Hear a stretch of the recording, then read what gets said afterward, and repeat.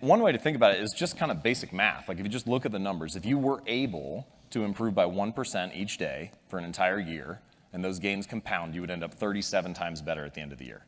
And if you were to get 1% worse, you would whittle yourself almost all the way down to 0. What's interesting here is that everybody wants a transformation, right? Everybody wants a radical improvement, we want rapid success. But we fail to realize that small habits and little choices are transforming us every day already. For the rest of this talk, there are 4 stages of habit formation. I'm going to take you through each of those 4. So the 4 stages are noticing, wanting, doing, and liking. Noticing, wanting, doing, and liking. One of my favorite things about noticing, one of my favorite strategies for discussing it, is called implementation intentions. Many people think that they lack motivation when what they really lack is clarity. They think that they need to get more motivated, that they need willpower in order to execute on a habit. If I just felt like writing, if I just felt like meditating, if I felt like working out, then I would do it. But in fact, they don't have a plan for it, and so they wake up each day thinking, I wonder if I'll feel motivated to write today. I wonder if I'll feel motivated to work out today. But instead, you can take the decision-making out of it by explicitly stating when, where, and how you want to implement the habit. It sounds easy to say, let's just start a plan, let's write down exactly what you should do, and then maybe you'll follow through on it. But of course, we all know that there are challenges that arise. It's not quite that easy. So here's a little strategy that I like to use to make sure you can come up with a better plan of action, and it's called a failure pre-mortem. So the way that it works is you think about the habit, the project, the goal, whatever the most important thing is that you want to work on, and I want you to imagine, fast forward 6 months from now, and you failed.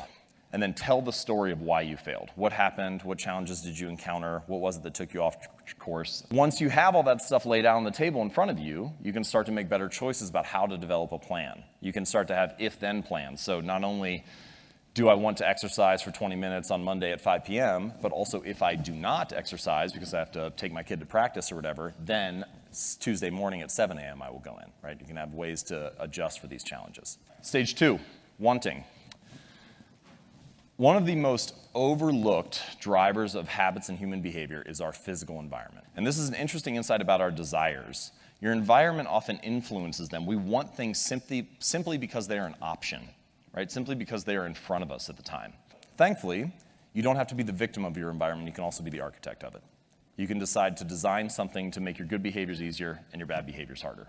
So, when it comes to habits, if you want to practice your guitar more frequently, put it right in the middle of your living room so that you run across it all the time.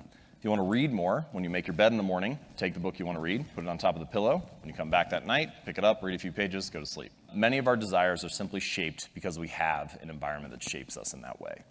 So the moral of the story is I've never seen someone stick to positive habits in a consistent fashion in a negative environment.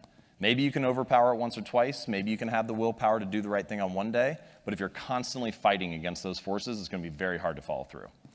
Stage 3, doing. The important insight here, especially for habits, is that in the beginning, the most important thing is just to shut up and put your reps in. Just make sure that you hone the skill, right? And you can start to think of it, the way that I like to think of it is that any outcome that you wish to achieve is just a point along the spectrum of repetitions.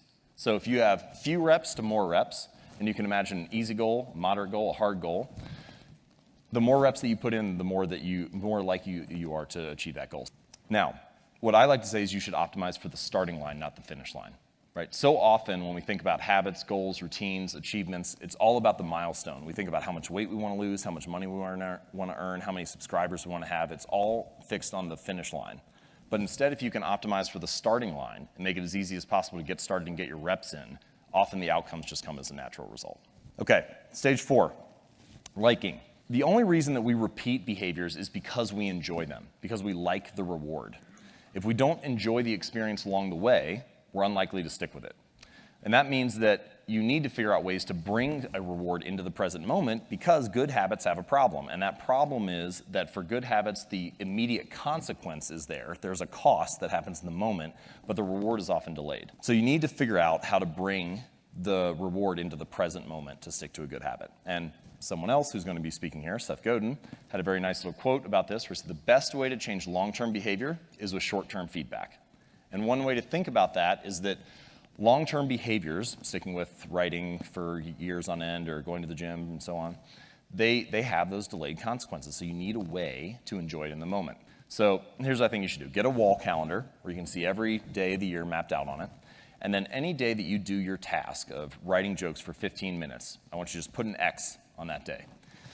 And you'll have a couple false starts here and there, but at some point you're going to get a little bit of a chain going, right? You get 4, 5, 6, 7, 8 days in a row. And at that point, your only goal becomes to don't break the chain.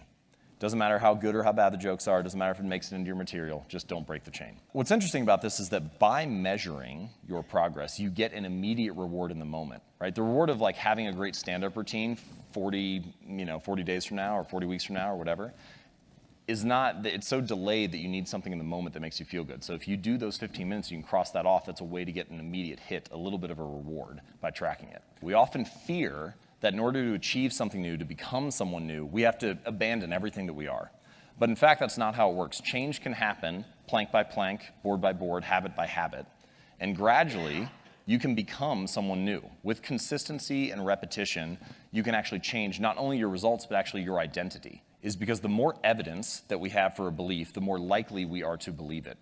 So if you go to church every Sunday for 20 years, you believe that you are religious. If you study Spanish every Thursday night for 20 minutes, you believe that you are studious. The actions that you take provide evidence for who you are. And it's not that habits matter more necessarily on an individual basis. Each moment in life matters. But what ends up happening is that over the broad span of time, things that you do once or twice fade away, and things that you do time after time, day after day, week after week, accumulate the bulk of the evidence for what you believe about yourself. And so every action that you take is actually a vote for the type of person that you want to become. If you want to become someone new, then you can take a new action and begin to accumulate evidence for that identity, for that belief about yourself. And that the more votes that you cast, the more likely you are to win the election.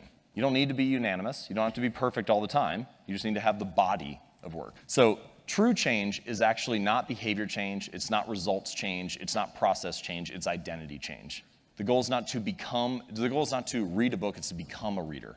The goal is not to write a book or write an article, it's to become a writer. The goal is not to run a marathon, it's to become a runner, to become a type of person, to develop an identity. And the way to being something or becoming someone is through doing something. So every time you sit down to write, every time you practice that habit, you are being a writer. Every time you play a sport, you're being an athlete. Every time you practice painting or music or whatever, you are being an artist. And habits are not only the method through which we achieve external measures of success, like losing weight or earning more money or meditating and reducing stress. They are also the path through which we achieve internal change and actually become someone new. They're the path through which we forge the identity that we have, the deepest beliefs we have about ourselves, our sense of self. And so if you can change your habits, you can change your life.